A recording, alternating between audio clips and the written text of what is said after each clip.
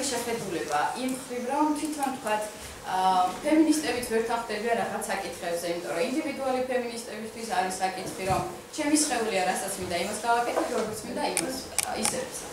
არის საკითხი ისევ, რომ რადიკალი ფემინისტები ეწინააღმდეგებიან, იმიტომ რომ პირდაპირ ეს პორნოგრაფიული ჩარჩო მიემართება ქალის სხეულის ობიექტივიზაციას და მის იქით არ არის არაფერი ისეთი ღირსშესანიშნავი და ძლიერი, რაც შეიძლება მოქმედდეს ალბათ ქალის სხეულის ემანციპაციისთვის. და რამდენიმე ასახელებენ რამდენიმე ასპექტს, რაც არის ამ ძალიან თხელი ზღვარის გარდამავალი ორი ნაწილი. ვიღაცისთვის ესთეტიკა არის რაღაც ჩარჩოში, ვიღაცისთვის პორნოგრაფიას რაღაც ჩარჩოს ატარებს. მაგრამ საკითხი დგას იმაში, რომ რას ვღებულობთ ამ თემიდან. ძალიან მარტივია განსაზღვრო, თავისთავად პორნოგრაფია თუ ეროტიული ქცევის გამოსახულება არის, თუ არის მატერიალური, თუ არის ქმედების გამოსახვა რაღაც სენსაციური მანერით. ან მიემართება, ან პირდაპირ მიემართება რაღაც გენეტალიებზე. ვიღაცისთვის ეს იმდენად ფეტიშია, ძალიან რთულია ფოტოგრაფი გადაარწმუნა, რომ იცი ეს ვერ ჯდება ჩემს ხელოვნებაში. ანუ რაღაც არ ემსახურება ქალის ემანციპაციას, ეს ემსახურება რაღაც უფრო მეტად ვუაირის და სტოკოფილიას, რაღაც ფეტიშს, ერთი ნაწილის ფეტიშს. ძალიან ბევრი ფოტოში ხდება ჩვენ ფეხის, თეძოების, კერტის, ანუ ვაგინის ძალიან ბევრი ფოტო და გიმტკიცებენ, რომ ეს არის მათი ესთეტიკა. ოკ, თანხდები რაღაცაზე, მაგრამ ეს იმდენად რაღაც ნაწილები არის. თვითონ ჯონ ბერგერის წიგნშიც არის, რომ იმისთვის რომ გამოვიდეს კარგი სურათი, საჭირო აიღო ერთი ქალისგან ფეხები, ერთი ქალისგან ცხვირი, ერთი ქალისგან კერტი, ეს და საბოლოოდ შექმნი რაღაც იდეალს. ანუ როგორ არის? ჩვენ განაწევრებენ ნაწილების მიხედვით. რაღაც ეს ხელოვნური ღირებულება რაღაც ნაწილების გვდის იმათ, რომ აი კონკრეტულ ნაწილებზე ორიენტირდე და აი ნაწილების მიხედვით იყო დანახული და რატომ? რატომ იკარგება ნუჩი ქალი პერსონაჟები? რატომ არ აძლევს სივრცე იმდენად თავისუფალი იყოს მართლა, რომ მას შეეძლოს საკუთარი თავის თვითიდენტიფიკაცია ნებისმიერი მიმართულებით ისე, რომ დისკრიმინაციას არ განიცდის, ისე რომ არ იქნება რაღაც მხრივ შემდეგ დამოკიდებული რა სიტყვის მისი მამა, მისი ex-boyfriend-ი, მისი ქმარი, შვილს როგორ ჩახედოს თვალებში, როგორ უყუროს და კლასელებმა როგორ რა უნდა თქვან დედამისზე, რა თემაა საერთოდ. ანუ ეს ძალიან კომპლექსური საკითხია და რაღაც გარდამავალი, რომელიც არანაირად არ დაზუსტდა. კაპლანი სვავს ამ კითხვას, არის თუ არა მზერა დღეს მასკულინური. მზერის რამდენიმე ჩამონათვალი არის, შევით როგორ ვუყურებთ ჩვენ, ეს შეიძლება იყოს ბასრი, ეს შეიძლება იყოს გამჭვირვალე, პერიფერიული, ანუ ორიენტირდეთ თავზე, ანუ ორიენტირდეთ თვალებზე, თავზე, სხეულზე, ან მთლიანად მოვიცვათ. მალე შემოაქვს, რომ ნუდი საბოლოოდ ემსახურება იმას ქალის სხეული, რომ ეს კაცის ეგოს ნერვული საჭიროებებზე პირდაპირ მოახდინოს რა.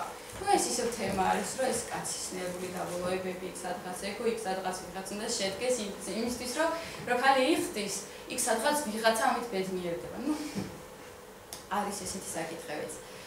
მავს შემდეგ ძალიან მნიშვნელოვან თემას, რომ ქალები მატარებელი არიან თუ არა არიან მატარებელი მნიშვნელობის და არა შემქმნელები.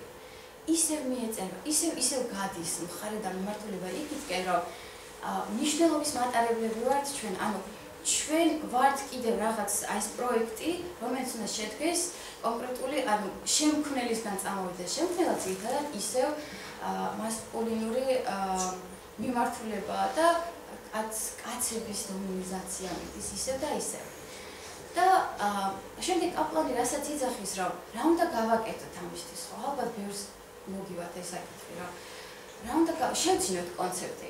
რაღაცისთვის ბრძოლა დავიწყოთ, ხოლო იმაზე კი არ დავიყვანოთ ჩვენი თავი, რომ უპირველესად დავინახოთ ჩვენი თავი, ჩვენ საერთოდ შევაფასოთ ჩვენი თავი, ვიცოდეთ ჩვენი ადგილი რა არის, გვიყვართ ეს ჩვენი სხეულები, ხო? ძალიან ბევრ ადამიანს მეცნიერ პრაქტიკაში რაც მქონია ნუდ ფოტოგრაფიაში. საკუთარი სხეულის იმდენად წინააღმდეგობა ჰქონდა, ძალიან მიჭირდა იმ ადამიანთან მისვლა. სანამ ბოლომდე დობას არ მოიპოვებ და არ დაარწმუნებ ამ ადამიანს, რომ იქ არავინ არ შეხედავს მას, რომ 90,000 ნაკეცია.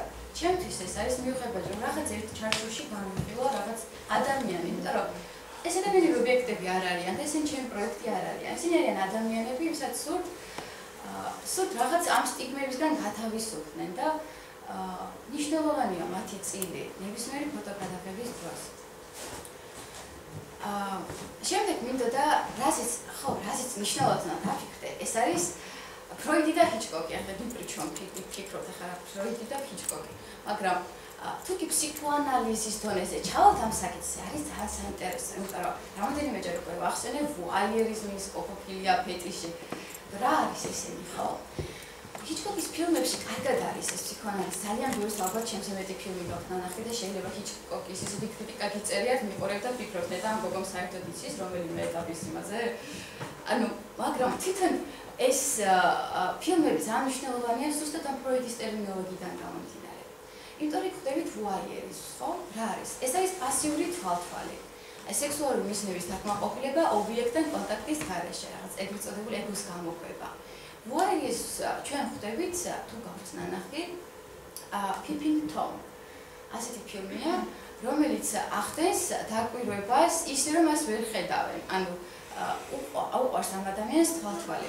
ვუაიერიზმით მეეჭვება ადამიანი არ იყოს შეპყრობილი და მეეჭვება რომ ვინმეს არ ჰქონდეს ეს. ისევე როგორც სკოპოფილია, ესენი ხანდახან სინონიმებად მოიხსენიებენ. ოღონდ ეს არის დაშინებული დაკვირვების თვითონ სიყვარული. თქვენ გიგზუნიათ ალბათ ვიღაცებისგან დაშინებული მზერა. ხანდახან ფიქრობ, რომ რატომ იყურებენ, ამ გაგიხედიათ, რომ შეგიხედიათ, ისინი მზერით შეგიხედა, ვიღაცას თვალი დაუყრია. ყველას აქვს ეს მომენტი, ხო? ყველა ვართ დაკვირვების ობიექტები რეალურად და ვერავის ვერ დაუშლია ამას, ხო? მე ალბათ კითხვები გამიჩნდებათ, აბა როგორ უნდა გავაკეთო, ისე რომ ვთქვათ, ვიღაცა ჩემთვის ახლობთოვანების არის სუბიექტია და მინდა რომ დიდხანს უყურო. ძალიან რთულია ეს ბალანსის შენარჩუნება, მაგრამ ეს არ უნდა მიანიჭო ალბათ დისკომფორტი, არავისთვისაც ეს არსია მომენტი. თვითონ შემდეგ ფეტიში ჩვენ შეახდებით ამ სახეს, რომ ფეტიში მაქვს ძალიან ბევრი რესპონდენტთან შეხვდა, რომ აი ქალის სხეულში რა მოხსნას ყველაზე მეტად, ქალის სხეულს როგორ განიხილა, მის სექსუალობასთან რას აკავშირებს. და ეს ფეტიში იყო კონკრეტული ნაწილები ისე, ასე სრულიად ერთი იდეალური რაღაც, სრულიად ერთი გაგება სხეულის როგორ ნახვის მისაღები არ ყოფილა. ვიღაცის ფეტიში არის ფეხები, ისევ ნეკნები, ისევ თხელი კანი, ისევ გამხდარი გოგოები, ისევ სადღაც ეს. შემდეგ შემოდის ფემინისტური ფილმის თეორია, რომელიც სავსაკის ან გეიზი თვითონ ეს ტერმინი არის ამ ფემინისტური ფილმის თეორიიდან გამომავალი და ეს მზერა, რას იქს ეს მზერა და როგორ იყურება თქვათ დღეს ჰოლივუდი და რა პროდუქტს თავაზობს დღეს. აი კამერის უკან ვინებას, ხო, როგორც აღნიშნე, ჩემი კვლევა არის ზუსტად ამ პერსპექტივაზე და ამ ჩარჩოში, რომ ეს არის ჰეტერონორმატიული მასკულინი კაცი იყურება და გვთავაზობს თავისი მზერის პერსპექტივას და ჩვენ ვუყურებთ ამას და ვიღაცა ვიღებთ ამას. და მისი პერსპექტივიდან ვიყურებით და აღვხვავთ ნებისმიერ ამის მისი პერსპექტივიდან. და რაც შეეხება თვითონ მზერას, როგორც გითხარით, ნებისმიერ თემგან შეიძლება ჰქონდეს გარდა ამ მზერების, რაც მაქვს ჩამოწერილი, სხვა ინდივიდუალური მზერები, იმიტომ რომ მზერას თვითონ ძალიან ბევრი მზერა არსებობს.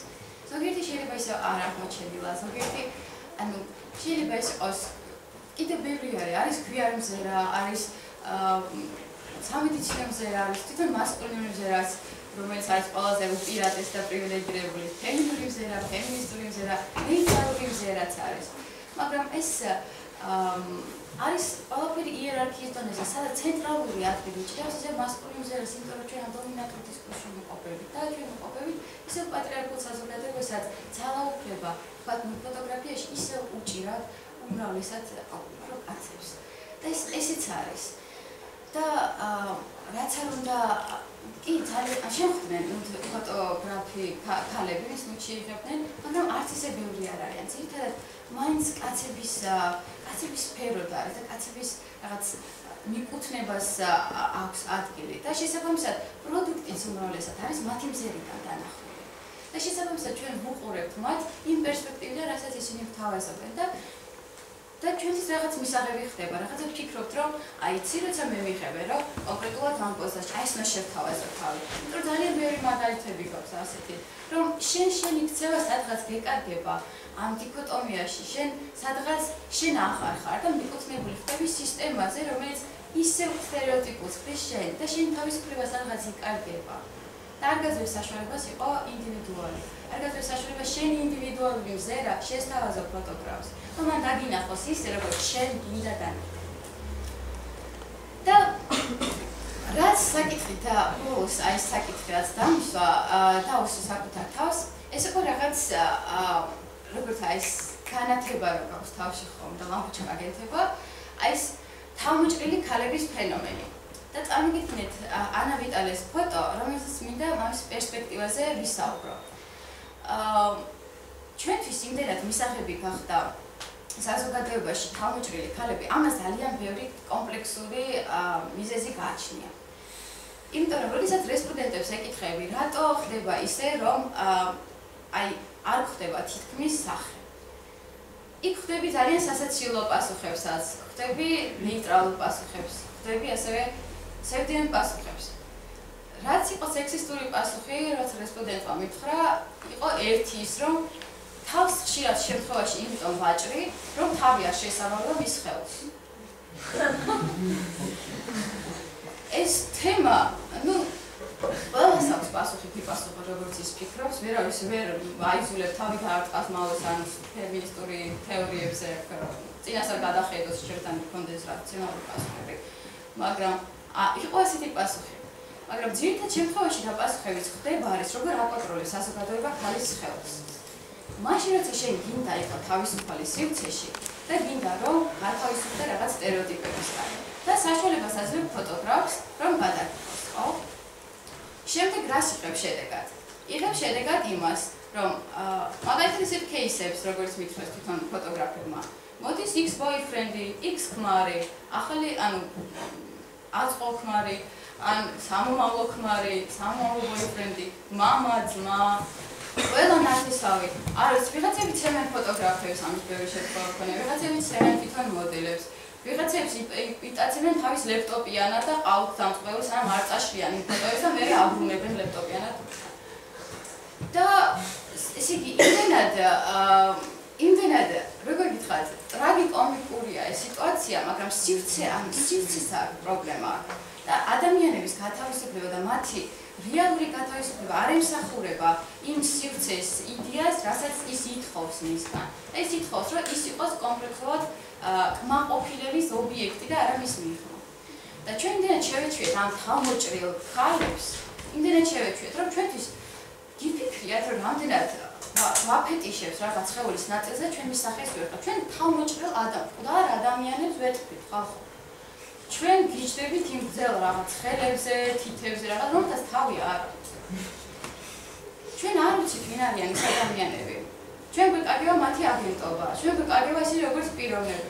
მათ ხშირად მოვისმინე კიდეს პასუხები ფოტოგრაფებისგან, რომ მე მინდა რომ თლიანად გამოვაჩინო, მაგრამ თვითონ მოდელი ითხოვს, რომ არ გამოვაჩინო. ესეც სამწუხარო ფაქტია. შემდეგ დაისვა საკითხი, თუ რამდენად პასუხისმგებლობა უნდა გაგაჩნდეს შენს როგორც მოდელს და შენს როგორც ფოტოგრაფს, რომ საერთოდ ნუდ ფოტოგრაფიაში შეყო თავი. ანუ რა გამოდის? ნუდ ფოტოგრაფია არის რაღაც პოლიგონი, სადაც ან გადარჩევი, ან ვერ გადარჩევი. და საკითხი მიდის იქამდე რეალურად, რომ საზოგადოება იმდენად გაკონტროლებს, ერთმა ფოტოგრაფმა დასვა ძალიან მნიშვნელოვანი საკითხი. ჩემთან კი არიან სახელითაც ბევრი გოგო მყავს, იმიტომ რომ მათ დასაკარგი არაფერი არ აქვს. ეს ფრაზა ძალიან მარტივად ჭერს ეხლა, მაგრამ მინდა რომ ცოტათი გავშევიდეთ. რატო უნდა მინდოდეს გადავიღო მე, თუ უკვე იმდენად არანაობა ვარ, რომ უკვე არ მაინტერესებს ვინ როგორ გადამიღებს. ასე დონეზე უნდა იყოს დღეს ფოტოგრაფია, რომ ეს იყოს უკვე აი ვიყო ობიექტი, ვიყო მოხმარების რაღაც უმი ხორცი როგორც მინდა ისე გადამყუზო, რაღაც პლასტელი იქცევ. ძალიან ირონიულია და ძალიან ისეთი არის, ტრაგიკულია რეალურად. მაგრამ ეს ფაქტია. და შემდეგ რაც არის მნიშვნელოვანი არის განთავისუფლება საკუთარი სხეულის მნიშვნელობისგან. ეს არის ცენტრალური. და გვაძლევს თორა დღეს საშუალებას ის, რომ ნუდ ფოტოგრაფია, რომელიც მე ძალიან მიყვარს, უნდა ავიდეს ახალ ეტაპზე. იმ მხრივ უნდა ავიდეს ახალ ეტაპზე, რომ კონცეპტი შეიცინოს, რომ ჩვენი სხეულები იყოს რაღაც იდეას ემსახურებოდნენ. რაღაც სისტემის გრევას, იმ სტერეოტიპების და იმ სტიგმების მოცილებას ემსახურებოდნენ, რასაც უნდა ემსახურებოდეს და არა იმას, რომ რომელიღაცა კონკრეტული რეკლამისთვის ვიღაცამ ჩვენზე ფული იშოვოს და ამის ხოლმე ამის პოპულარობით არ უნდა დავკმაყოფილდეს. ანუ მეტი შეგვიძლია დღეს ამ საუკუნეში შეუძლია ხალხს კონდეს საკუთარი ხმა და საკუთარი ჩამოყალიბებული აზრი თუ ვინ როგორ უნდა გადაუყოს. და მისი პერსპექტივა, მისი მზერა, ინდივიდუალური, განსხვავებული მზერა შესთავაზოს საზოგადოებას. და რაღაც ცვლილებები მოიტანოს. ეს არის მნიშვნელოვანი. და კიდე მინდა რაღაცებზე დაგაკითხოთ, რაც სასაცილო პასუხები მქონდა ბევრი რესპონდენტისგან. სასაცილო რა, მე მეცინება. ანუ მე მქონდა ესეთი შეკითხვები მათთან სექსუალურ ორიენტაციაზეც. 10 ფოტოგრაფი გამოკითხე, 5 ფოტოგრაფი კაცი, 5 ქალი, თანაბრად ყოფილიყო ბალანსი. 10-დან 9 მიპასუხა, რომ მათთვის უკითხავთ სექსუალური ორიენტაცია. და რომ ვკითხე, რაში გამოიხატებოდა ეს, ასეთი პასუხები მითხრეს. ეს გამოიხატება რაში? თუ კი შენ მაგარ ნაშას უღებ, მაშინ შენ გეი არ ხარ. მაგრამ შენ თუ მაგარ ნაშას უღებ ფოტოს და მასთან არ გაქვს ფიზიკური კონტაქტი, მაშინ შენ შეიძლება გეი ხარ. რაც შეეხება გოგოებს, მათთან ესე იქა საკითხი, შენ ისეთ ფოტოებს იღებ, იმდენად ისეთ ფოტოებს იღებ, რა შეიძლება ლესბოსები ხარ. ანუ აბსოლუტურად თვითახმა იმდენად განსხვავდება აი იმისგან, რაც გინდა რომ მიიღო, რომ ადამიანის პასუხები ხანდახან გაბნევს რა რეალურად.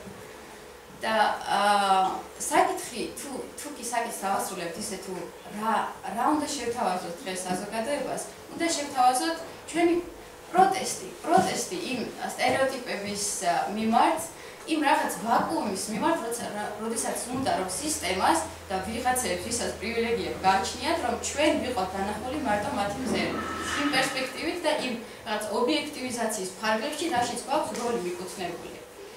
მე დარწმუნებული ვარ, რომ ძალიან ბევრ ფოტოგრაფს აქვს მისი ჩამოყალიბებული ინდივიდუალური მზერა, რომელსაც შეუძლია შეცვალოს დღეს სოციუმში ბევრი რამ, იმიტომ რომ 80%-ზე მეც დღეს ჩვენ ვიღებთ თვალის თვითახმით. და ჩვენ თუ გადავიაზრებთ კიდე ერთხელ მნიშვნელობას, თუ რამხელა პრივილეგია დღეს ჩვენ ვიყურებოდეთ, ეს ერთი და ვხედავდით გარემოს. და შემდეგი, თუ რამდენად შეგვიძლია ჩვენ განსხვავებულად, აბსოლუტურად განსხვავებულად შევთავაზოთ თავი საზოგადოებას სოციალური ცვლილებებისთვის. ეს არის მნიშვნელოვანი, რომ მეტი კონცეპტუალური არტი უნდა იყოს. ნუჩი მეტი მესიჯები უნდა იგზავნებოდეს ჩვენივე სივრცეებიდან და არა ვიღაცების დასათქმობად მხოლოდ. იმიტომ რომ ხალის ხალხს მეტი შეუძლია. ნებისმიერ ხალხს მეტი შეუძლია და არ მოექცეს ამ ვაკუუმში, რაშიც ის არის მოთავსებული. და შესაბამისად, გამართლებულია დღეს, რომ გამართლებულია დღეს, რომ იყო მე ფემინისტი ვარ და მე აქტივისტი ვარ. და მე მინდა რომ ფემინისტური მზერაც იყოს ფოტოგრაფიაში. მე მინდა ფემინური მზერაც იყოს ფოტოგრაფიაში. მე მინდა ყველა ის ინდივიდუალური მზერა იყოს ფოტოგრაფიაში, რომელსაც შეუძლია არსებობდეს და არ მისცეს მასკულინურ მზერას კონკრეტული ადგილი მიანიჭოს მხოლოდ იმიტომ, რომ ის არის პრივილეგირებული და ის არის აკუმულირებული და საზოგადოება აძლევს საშუალებას, რომ ეს ესე იყოს. ნუდ ფოტოგრაფიაში ისმევა საკითხი იმაზე, რომ სვავდნენ საკითხს, რომ ქალებს არ გააჩნიათ თვითახმა ნუდის. რომ ქალს არ შეუძლია ქალს შეხედოს იმ მზერით, როგორიც უნდა შეხედოს. და ბევრი ქალი აყენებს თავის თავს იმ კონდიციაში, თუ როგორ შეხედავდა ის, რომ კაცი ყოფილიყო. ჩვენ ეს არ გვჭირდება. ყველა ადამიანს თავისი მზერა აქვს. უბრალოდ ამის გადააზრება კიდევ ერთხელ უნდა მოხდეს. და კი, რაღაც ლეველზე უნდა გადავიდეთ ამ ესთეტიკის გარდა. რომ უფრო მეტად შეძლოს ადამიანებმა მათი საკუთარი მზერის რაციონალური მიმართულებების განვითარება და მნიშვნელოვანია, რომ კიდევ ერთხელ ადამიანებმა სწორად შეაფასონ მათი სივრცე და თუ კი სივრცე არის მასკულინური პატრიარქალური და ემსახურება მათ ობიექტივიზაციას, გააჩნდეს ამისთვის პროტესტი. და მე ვფიქრობ, რომ პერსპექტივა ყოველთვის არის ნუჩი, თუ იქ არის აქტივიზმი, თუ იქ არის პროტესტი და იქ არის ინდივიდუალური მზერა. დღეს ჩვენ გვჭირდება ინდივიდუალური მზერა. იმიტომ რომ მეტი შეგვიძლია. აი ეს არის სულ რაც შემიძლია.